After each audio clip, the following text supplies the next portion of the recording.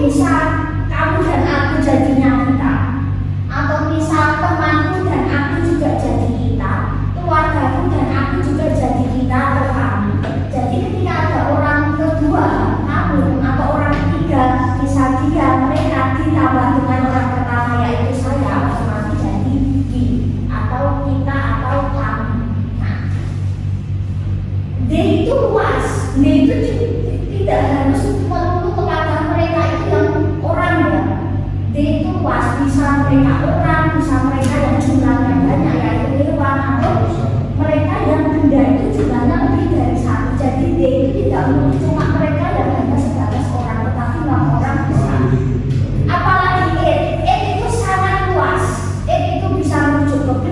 satu hewan, nama tempat, atau intinya nama-nama dan banyak sekali ya. Intinya itu sangat-sangat luas.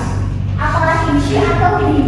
Kalimat itu mungkin jarang ketika di depan itu langsung bukan she, karena she dan itu adalah kata ganti. Sebelumnya dia sudah ada kurang. Misal istilah kata gantinya apa she. Misal John kata gantinya apa he. She itu juga luas. She itu bisa nama orang yang dia perempuan atau orang yang pasti dia jadinya perempuan, girl, woman, lady, apa ya, grandmother, misal sister dan sebagainya. Itu juga luas, bisa mengacu ke nama orang yang laki-laki atau seseorang yang dia jadinya pasti laki-laki. Misal my brother, my boy, misal ya, brother, man dan sebagainya. Nah, jadi yang bisa jadi subjek itu tidak hanya benda atau orang, tetapi juga bisa benda mati, hewan atau intinya benda itu sendiri yang bentuknya dia abstrak atau konkret nyata. Nah, ini yang paling dasar sekali. Nah, yang bisa jadi subjek juga adalah sesuatu yang dia tidak hanya identifikasi dengan penjabarannya, tetapi bisa juga dia berbentuk frase. Frase itu kayak gabungan dua jenis kata yang biasanya dia digabung dari kata sifat dan benda. Misal little girl, gadis kecil. Apakah ini bisa jadi subjek? Bisa. Misal bintang mobil yang besar. Misal beautiful lady, handsome man. Boleh nggak itu jadi subjek? Boleh. Dan apakah bisa? Bisa. Atau sesuatu yang dia terbentuk dari kayak data minor itu kayak ini itu ya, this, that, those atau this. Ini tunggal, itu tunggal, harus itu jamak dan satu, this itu ini jamak. Atau diawali dengan sebuah, seekor, sesuatu, seorang dan sebagainya. Atau merujuk kepada jumlah yang dia nggak pasti kayak berapa banyak, itu juga nggak pasti. Ketika itu diikuti oleh benda, bisa jadi subjek nggak? Bisa. Misal this book, this class, an apple, sebuah apel, some people, atau some students, atau jumlahnya jelas, misal many students, 20 students. Bisa nggak itu jadi subjek? Bisa. Atau biasanya bisa juga dibentuk dari kepemilikan, kayak punya rumah, your, his, diikuti dengan noun atau subjek. Misal my, your book, his book, her book, misal. Boleh. Itu bisa jadi subjek. Bisa. Terus atau yang paling terakhir ketika dia dibentuk dari unsur ketiganya, ada data mana, ada kata sifat, ada benda itu sendiri. Seorang gadis kecil, kuncinya itu di mana sih subjek? Di nounnya. Subjek itu kuncinya ada di nounnya. Dan dia gabungannya ada beberapa seperti ini selain identity, maka kuncinya ada di gadisnya. Sedangkan kata sifat dan sebelumnya hanya untuk menambahkan makna. Gadis yang apa sih? Oh, seorang gadis yang kecil. Ini bisa jadi subjek. Jadi subjek itu tidak perlu cuma sesimpel identity ya, tetapi lebih luas dari itu. Terus kalau kok kata kerja kemarin ada kata kerja bentuk pertama, kedua, ketiga sama kata kerja bentuk E. Nah, ada kata kerja juga yang pilihan. Dia itu nggak bisa dikasih namanya objek, namanya. Nah, kita ke transitif dulu ya. Ada kata kerja, ya, ada kata kerja yang dia itu untuk objek. Misal apa sih? Apakah semua kata kerja bisa dikasih objek? Tidak selalu. Kalau kata kerja yang bisa dikasih objek itu kan banyak ya. Misal makan apa jelas. Minum apa jelas. Bisa. Terus katakanlah menutup apa jelas. Pintu bisa membuka buku juga jelas. Kata kerjanya jelas. Tapi kalau dalam bahasa Inggris itu ada yang namanya polanya itu kayak intransitif. Jadi kata kerjanya itu tidak bisa dikasih objek. Nah, misal kayak kata apa sih? Kata kerja yang nggak bisa dikasih objek. Misal katakanlah duduk apa? Duduk manis, beda. Manis bukan objek, dia sifat menunjukkan cara dia hidup. Terus katakan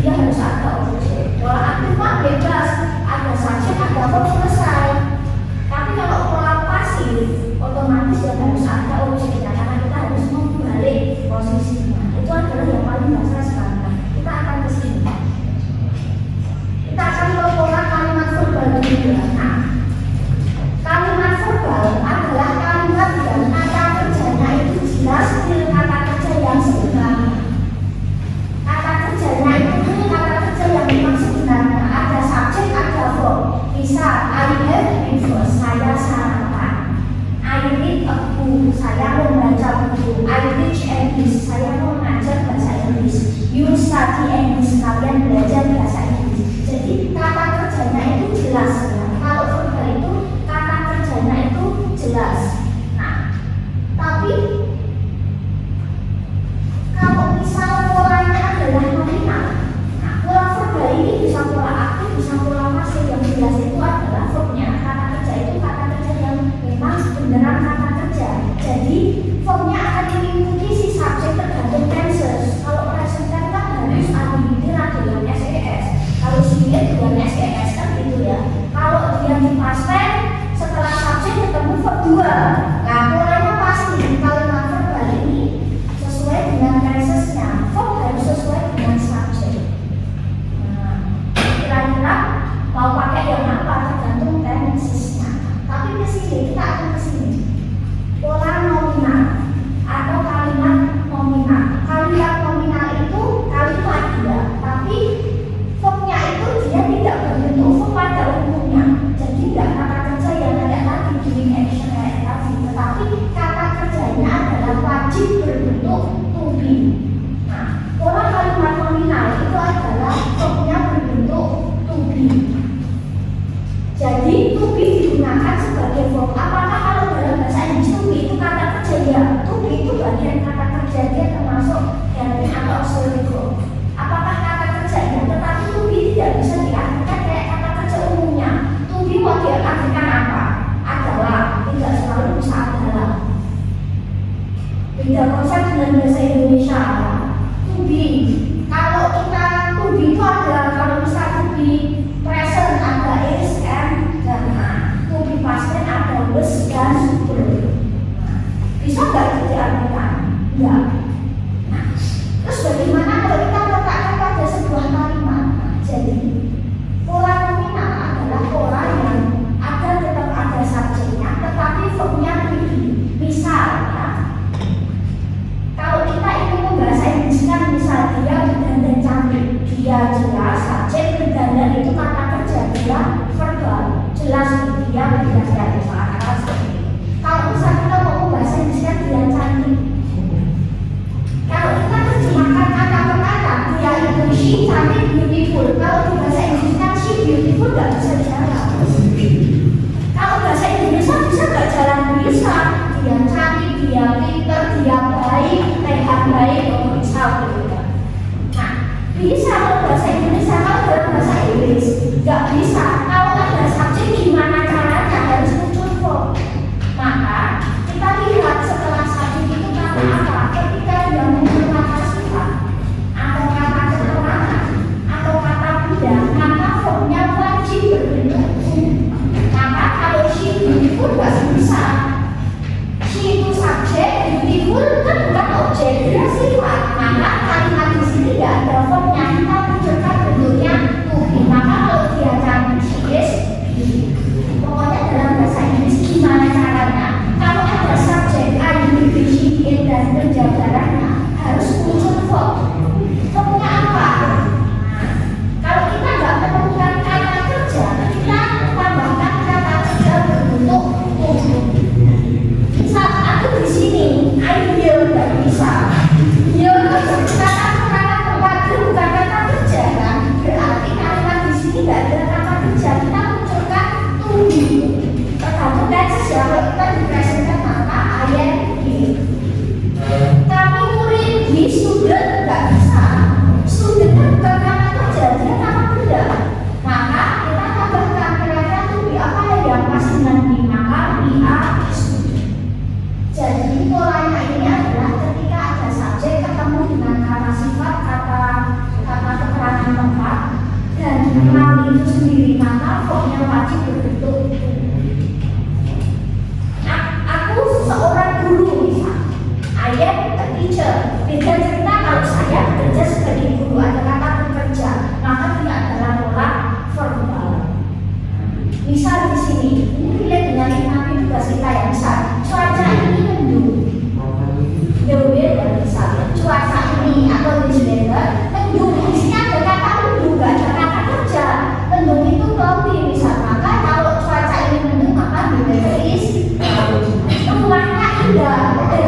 beautiful nggak bisa. Maka kita harus tambahkan ada the host ini bisa jadi subjek ya. Karena dia frase maka kita lihat oh ini tunggal atau jamak oh tunggal maka pakainya is. Maka the host is beautiful. Bukuku baru. Maka my book is new bukan my book new atau my book itu jadi buku toh bukuku baru. Nah jadi intinya bahwa nominal itu polanya ada subjek harus ada verb. Maka dari itu kalimat minimal ada subjek dan verb. Ada objek lebih bagus, ada keterangan waktu dan tempat juga akan lebih bagus. Selebihnya subjek dan verb dia bisa berdiri sendiri atau verbal ya. Kalau nominal nggak bisa berdiri sendiri, ayat nggak jelas ya. Tetap harus diikuti oleh kata selanjutnya. Itu yang paling dasar sekali. Terus kita akan ke sini masih ingat ya tentang present tense. Present tense yang digunakan untuk berapa sih? Satu. Kalau untuk membentuk pola verbalnya masih ingat ya. Nah, kita butuh yang namanya kata kerja bantu atau das. Kalau CDNP pakainya das, IUD pakainya CDNP dengan SDS, IUD kita dengan S atau ES. Ketika kita buat kalimat subjek plus verb 1, verb 1 mengikuti si subjek kira-kira dengan esopona. Negatifnya tinggal subjek do atau das personal plus verb 1. Terus interrogatifnya gimana? Polanya tinggal do atau das plus subjek plus verb 1. Bermain piano misalnya, I play piano. Aku tidak main piano, berarti tinggal dikatakan I do not play piano. Interrogatifnya tinggal do didepankan do I play piano. Apakah saya main piano? Terus kalau untuk pola positifnya, nah Rina yang main piano itu Rina, Rina plays piano. Kenapa Rina pakainya plays? Karena Rina seperti she itu yang S. Negatifnya gimana? Kita nggak main piano, maka Rina seperti she, dia pakainya das ya, bukan terus ya das. Rina das, karena turun ke verb 1, verb yang paling dasar sekali. Nah, kita nggak perlu pakai S ya, karena sudah diwakili das ya, musuhnya nggak bagus banyak S gitu. Nah, jadi sudah cukup diwakili di dasnya. Oke, terus interrogatifnya gimana? Polanya dibagi balik. Das Rina play piano. Apa Rina main piano? Seperti itu kalau untuk pola verbal ya. Jadi untuk membentuk negatif interrogatif kita pakai do atau das. Kalau untuk pola nominal gimana nih? Untuk membentuk negatif dan interrogatif tinggal tambahkan selesai. To be kita harus sesuaikan dengan si subjek. IDE pakai S, IM, UID pakainya A. Maka kalau kita dalam pola kalimat nominal yang tadi untuk membentuk negatif interrogatif tinggal ditambah not. Misal, I am a student. Aku adalah seorang murid. Aku bukan seorang murid. Tidak usah tinggal I am not, tidak usah I do am do. Boros ya, aku belajar ya. Jadi untuk pola nominal berarti yang namanya kata kerja banding. Jadi tinggal ditambah not. I am not a student. Interrogatifnya tidak pula dikali am I a student. Apakah aku seorang murid? You are diligent student. Kau adalah murid yang rajin. You are not diligent student. Kau bukan murid yang rajin. Are you diligent student? Apakah kamu murid yang rajin? Jadi untuk membentuk apakah dalam bahasa Inggris